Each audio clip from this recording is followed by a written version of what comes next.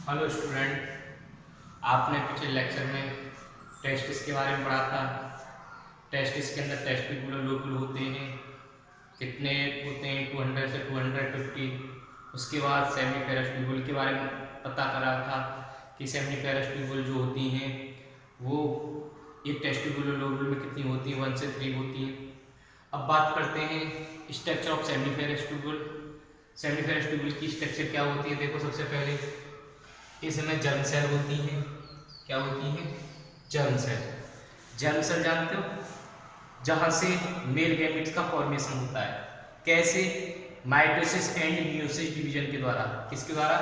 दो इन्वॉल्व होते हैं जर्म सेल से। पहले माइटोसिस डिवीजन होगा, ठीक है, याद रखना आपको। माइटोसिस के बाद जब वो प्राइमरी स्पर्मेटोसाइट बन जाते हैं, कौन से प्राइमरी स्पर्मेटोसाइट, तो उनमें मियोसिस डिवीजन होता है, जिससे स्पर्मेटिड से स्पर्मेटोजोआ डेवलप होते हैं। ये हम गैमेटोजेनेसिस जब पढ़ेंगे, मतलब कि स्पर्मेटोजेनेसिस जब पढ़ेंगे, जब हम क्लियरली पता करेंगे इसके बारे में, ठीक है। थोड़ा सा हम ये जान लेते हैं उसकी स्ट्रक्चर क्या होती है सेमिफेरस ट्यूबुल की। क्लियर है? सबसे पहले जर्म सेल होती है। जर्म सेल से क्या बनते हैं? मेल गैमेट्स, ठीक है। इसके बाद ये जर्म सेल से डेवलप होकर क्या होता है? स्पर्मेटोगोनिया होती है। कैसे? क्या बोलते हैं? स्पर्मेटोगोनिया, जहां से स्पर्मेटोजोआ का फॉर्मेशन होता है, मतलब स्पर्म का फॉर्मेशन होता है। क्लियर है? जर्म सेल से spermatogonia, primary spermatocyte, secondary spermatocyte, और प्राइमरी के बाद सेकेंडरी, सेकेंडरी के बाद स्पर्मेटिड, स्पर्मेटिड के बाद स्पर्मेटोजोआ। इस तरीके से क्या होता है, इनमें डिवीजन होता है, और डिवीजन से ये हमें सेल्स प्राप्त होती हैं। मैंने भी बताया है, सबसे पहले जर्म सेल जहां से मेल गैमेट्स का फॉर्मेशन होता है, जर्म सेल से डायरेक्टली नहीं होगा, उनमें डिवीजन होगा। माइटोसिस, स्पर्मेटोगोनिया बनेंगी। स्पर्मेटोगोनिया से क्या होगा? स्पर्मेटोगोनिया से आपको प्राइमरी स्पर्मेटोसाइट देखने को मिलेंगी, तब भी माइटोसिस डिवीजन होगा। जब प्राइमरी स्पर्मेटोसाइट से आपको जब सेकेंडरी स्पर्मेटोसाइट जब बनेंगी, तो उसमें मियोसिस डिवीजन होगा, और जब मियोसिस डिवीजन होगा सेकेंडरी स्पर्मेटोसाइट में, फिर दोबारा मियोसिस सेकेंड होगा, तो उसमें बन जाएंगे स्पर्मेटिड। उस तरीके से डेवलप होकर क्या बन जाते हैं? स्पर्मेटोजोआ, ठीक है। Is that clear? ये तो रहा प्रोसेस, लेकिन हम स्ट्रक्चर के बारे में जान रहे हैं। स्पर्मेटोगोनिया हो गया, इसमें सर्टुली सेल होते हैं। सर्टुली सेल को हम नर सेल बोल देते हैं। नर सेल क्यों बोलते हैं? क्योंकि ये नरिशमेंट प्रोवाइड करती है। किसको?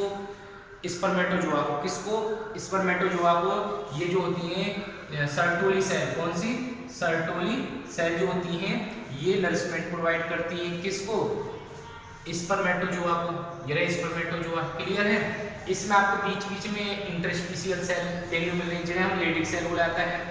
ये क्या काम करती हैं? ये हार्मोन सीक्रेट करती हैं। क्या सीक्रेट करती हैं? हार्मोन्स। और हार्मोन्स का नाम क्या है? एंड्रोजन या टेस्टोस्टेरोन। क्या है?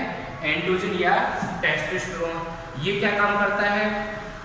स्टेरोन जो होता है, ये फंक्शन करता है किसमें?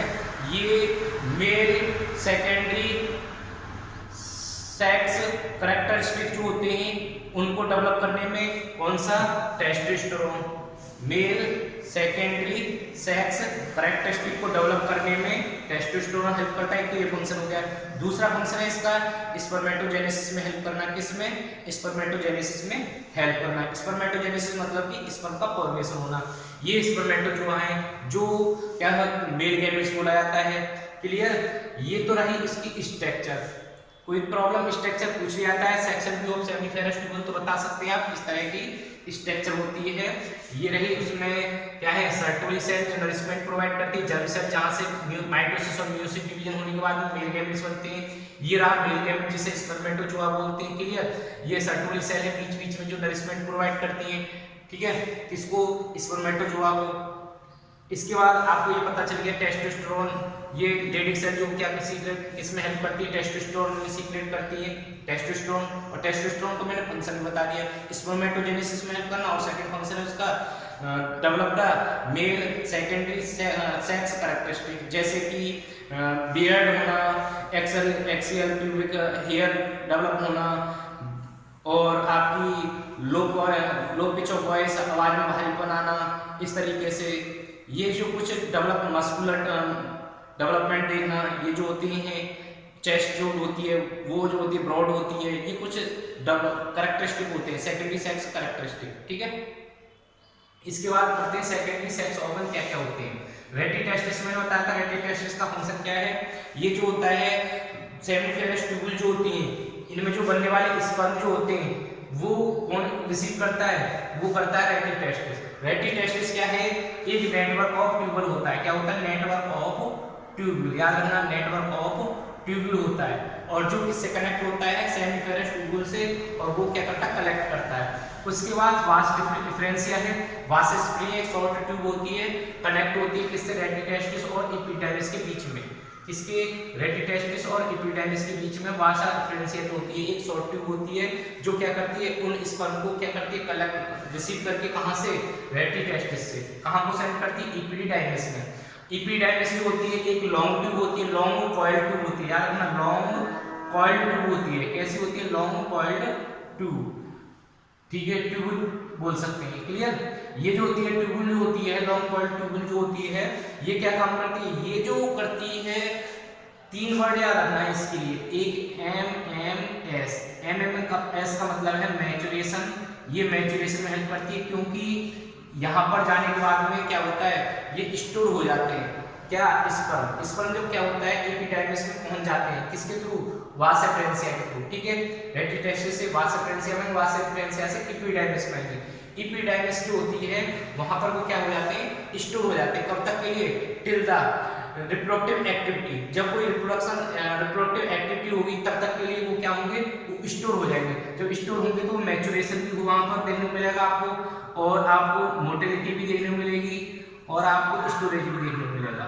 ये तीन वर्ड जो होते हैं, ये तीन काम देखने को मिलते हैं, कहां पर देखने को मिलते हैं, ये देखने को मिलते हैं एपिडाइटिस में, ठीक है।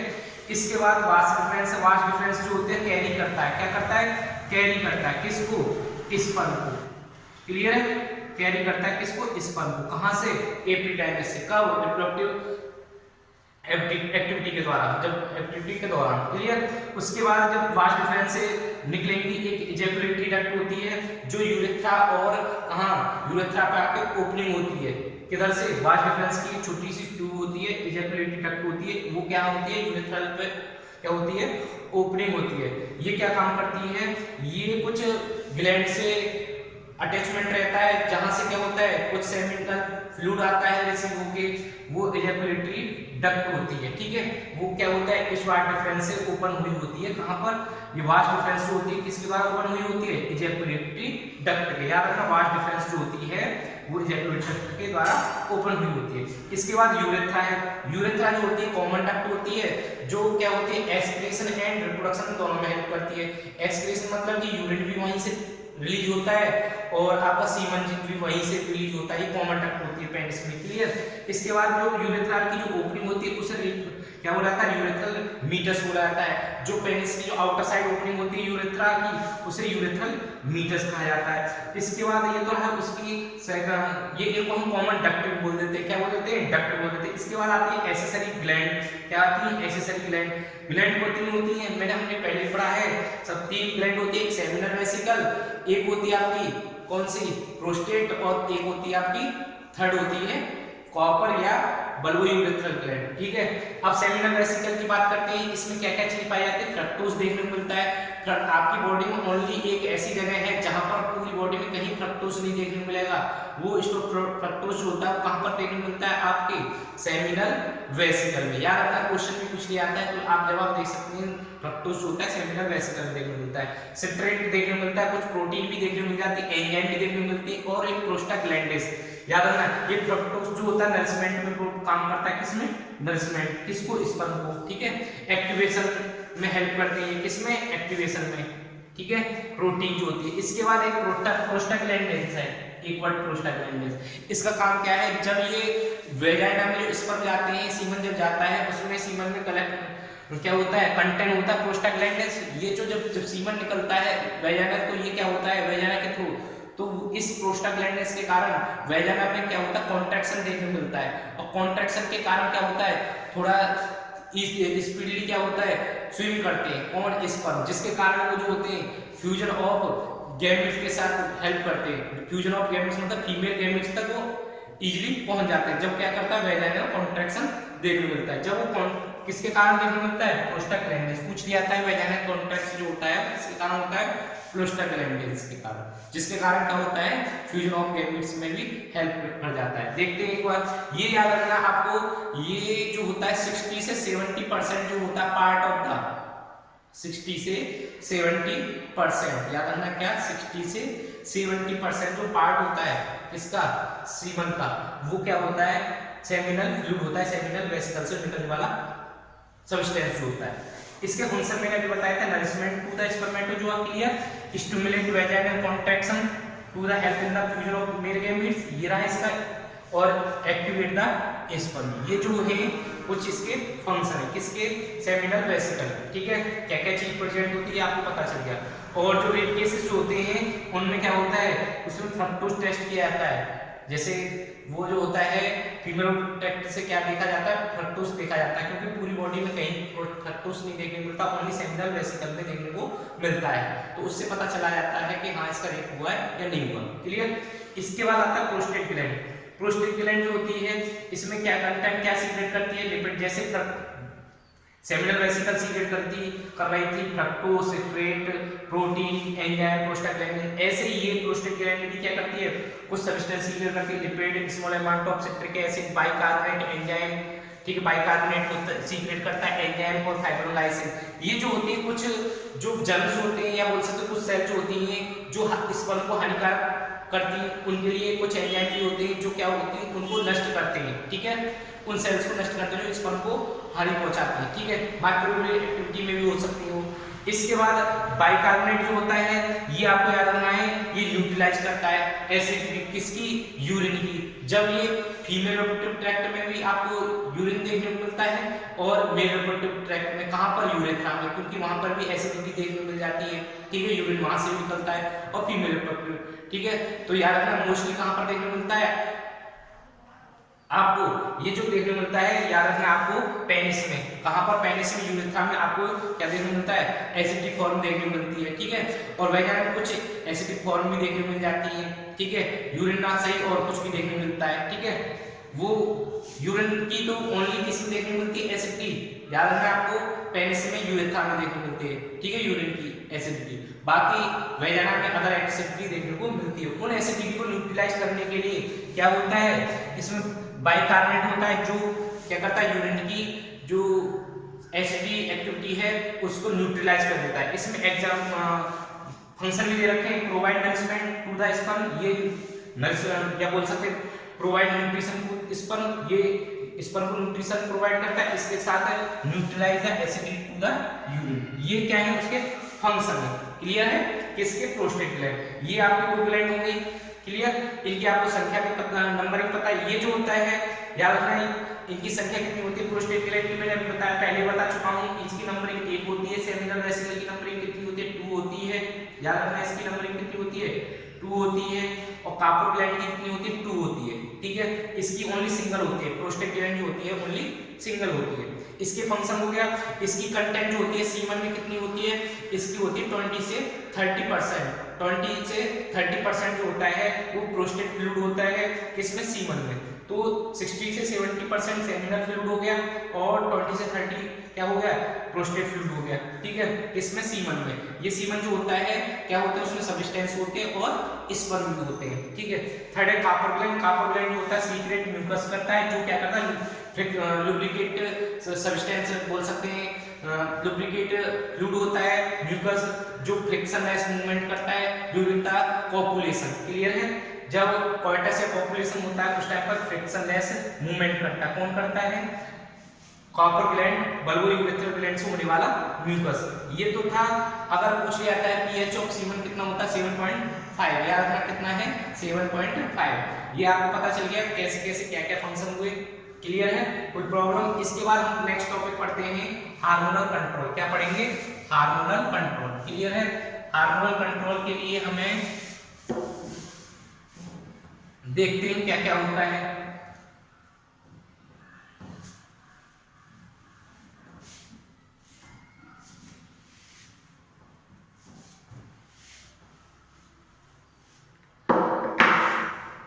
ये रहा हार्मोनल कंट्रोल।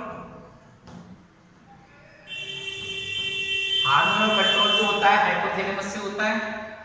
सबसे पहले हाइपोथैलेमस से एक हार्मोन आता है, उसे बोला था जीएनआरएच। जीएनआरएच का पूरा नाम याद रखोगे आप, गोनेडोट्रोपिन रिलीजिंग हार्मोन। ठीक है, ये रहा उसका कंप्लीट नेम। ये क्या करता है, स्टिमुलेट करता है किसको, anterior lobe of pituitary gland. Clear है। जब वो उसमें करेगा तो उसमें दो हार्मोन्स बनेंगे, एक एफएसएच बनेगा और एक एलएच हार्मोन सीक्रेट होगा। कौन सा, पिट्यूटरी ग्लैंड से एक एलएच हार्मोन और एक एफएसएच। एलएच का नाम है ल्यूटिनाइजिंग हार्मोन और एफएसएच का नाम है फॉलिकल स्टिमुलेटिंग हार्मोन। क्लियर है। ये क्या काम करेगा, कहां पर करेगा, ये करेगा इंटरस्टिशियल सेल पर। ठीक है, इंटरस्टिशियल सेल या बोलेंगे हम लेडिक सेल। और ये कहां पर काम करेगा, ये करेगा काम करेगा सर्टोली सेल पर। इस एलएच को हम दूसरी वर्ड में बोल सकते हैं ICSH,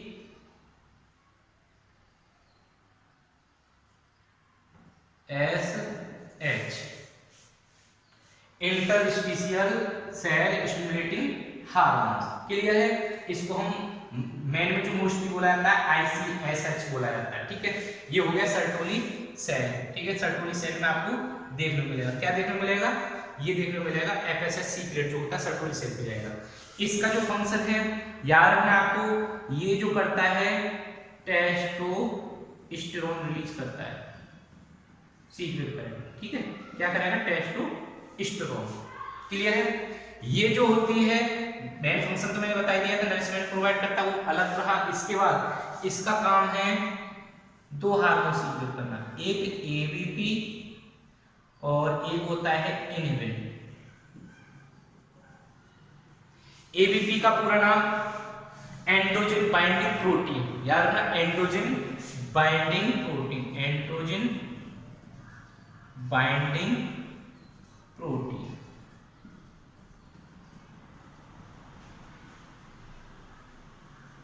ये जो होता है ना एंड्रोजन बाइंडिंग प्रोटीन, ये जो हार्मोन्स जो होते हैं एंड्रोजन कहां पर होगा, इंटरस्टिशियल सेल में।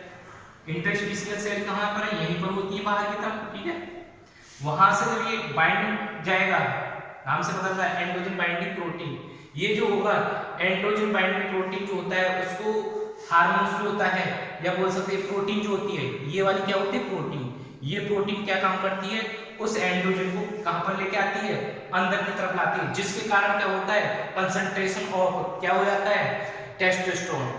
टेस्टोस्टेरोन में क्या होता है, इंक्रीमेंट देखने को मिलता है, जिसके कारण क्या होता है, इसकी जो संख्या बढ़ेगी अंदर की तरफ, किसकी, टेस्टोस्टेरोन की, क्योंकि बाहर रिलीज होता है टेस्टोस्टेरोन और इसको क्या करेगा, ये अंदर जो होता है सर्टोली सेल होती है, यहां से क्या करेंगे, वो बाइंडिंग प्रोटीन भेजेंगे, क्या करेंगे, बाइंडिंग प्रोटीन, एंड्रोजन बाइंडिंग, वो क्या करेगा, अंदर लेके आएगा। अब अंदर जब लेके आएगा तो क्या होगा, टेस्टोस्टेरोन की कंसंट्रेशन बढ़ जाएगी। क्या होगी, टेस्टोस्टेरोन की कंसंट्रेशन बढ़ जाएगी। क्लियर है भाई। यहां पर क्या है, ये इंटरस्टिशियल है। अब यहां पर ये जाएगा, कौन जाएगा, एबीपी क्या करेगा, टेस्टोस्टेरोन को अंदर ले आएगा। अंदर लाने के बाद में क्या होगा, वो कंसंट्रेशन ऑफ टेस्टोस्टेरोन बढ़ जाएगी, जिसके कारण स्पर्मेटोजेनेसिस में हेल्प करेगी। क्लियर है, स्पर्मेटोजेनेसिस में हेल्प करेगी कौन, ये टेस्टोस्टेरोन। अब कैसे स्टेरोन में कब होगा, ये इसकी कंसंट्रेशन कब बढ़ेगी, जब एबीपी, और एबीपी क्या है, androgen binding protein. Androgen binding protein Sertoli cell आपको पता ही अंदर होती है। अंदर से तो क्या होंगे, वो इस इंटरस्टिशियल सेल में क्या होगा, हार्मोन सीक्रेट होगा। उस हार्मोन्स को एंड्रोजन बाइंडिंग प्रोटीन जो होती है वो उसको क्या करेगी, अंदर लेके आएगी, और अंदर लेके क्या करेगी, वो कंसंट्रेशन ऑफ टेस्टोस्टेरोन में हेल्प करेगी, जिसके कारण स्पर्मेटोजेनेसिस देखने को मिलता है। दूसरा इनहिबिन, दूसरा क्या है, इनहिबिट का फंक्शन है, ये जो होता है जब इसकी कंसंट्रेशन बढ़ती है तो कंसंट्रेशन बढ़ने के लिए जब उसको सप्रेस कर देती है, किसको, एफएसएच को, ये क्या करती है, सप्रेस कर देती है, सप्रेस एफएसएच, याद रखोगे आप, या बोल सकते हैं सीधा सीधा लिख सकते हैं आप नेगेटिव, ठीक है। ये जो होती है नेगेटिव कर देती है, ठीक है। जबकि ये क्या करती है, जब ये हार्मोन से ज्यादा बढ़ेगा तो कंसंट्रेशन बढ़ेगी, तो उस कंसंट्रेशन ज्यादा बढ़ने के लिए तो इनहिबिट क्या करेगा, जब ज्यादा दिखेगी तो क्या करेगा, एफएसएच को क्या करेगा, कंट्रोल करेगा, उसे सप्रेस कर देगा और ये ऊपर की तरफ भी चला जाएगा, हाइपोथैलेमस पे, किस पे चला जाएगा, हाइपोथैलेमस पे, उस पे भी क्या बोलेगा कि सप्रेस करना, ये इसकी मात्रा जो कम करनी, जो नहीं तो अगर ये होगा तो ज्यादा टेस्टोस्टेरोन सीक्रेट होंगे। क्लियर है, कोई प्रॉब्लम, इस तरीके से आपको पता चल गया इनहिबिन जो होता है क्या करता है, सप्रेस करता है एफएसएच हार्मोन को, क्या करता है, suppress the FSH hormones. Clear है, नेगेटिव मैंने बता दिया ना, नेगेटिव करता मतलब सप्रेस करता है, दोनों जगह जाएगा ये, ठीक है। ईबीपी का काम बताती है, कंसंट्रेशन ऑफ टेस्टोस्टेरोन कैसे बढ़ाता है, मैंने अभी बताया था आपको, ये टेस्टोस्टेरोन इंटरस्टिशियल है, यहाँ पर क्या सिग्नल होगा, टेस्टोस्टेरोन को क्या करेगा, एंड्रोजन बाइंडिंग प्रोटीन, नाम से पता चला एंड्रोजन को बाइंड करके प्रोटीन जो होती है ये जो यहाँ से निकलेगी सेंट्रल सेल से अंदर लेके आएगी, जिसके कारण कंसंट्रेशन ऑफ क्या हो जाएगा, टेस्टोस्टेरोन हो जाएगी, जिसके कारण स्पर्मेटोजेनेसिस में हेल्प करेगा, ठीक है। ये जो होते हैं किसमें, स्पर्मेटोजेनेसिस में हेल्प करता है। एक तो टेस्टोस्टेरोन किसमें, स्पर्मेटोजेनेसिस में हेल्प करता है, मैंने बताया था स्पर्मेटोजेनेसिस, क्लियर है, जेनेसिस में हेल्प करता है। दूसरा क्या फंक्शन है, develop the, help in develop the secondary sex characteristic, simple है ना, आगे समझ में, कैरेक्टरिस्टिक, कोई प्रॉब्लम, इस तरीके से हार्मोनल कंट्रोल होते हैं आपके, किसमें, इन मेल, किसमें, ये मेल में, क्लियर, कोई प्रॉब्लम नहीं।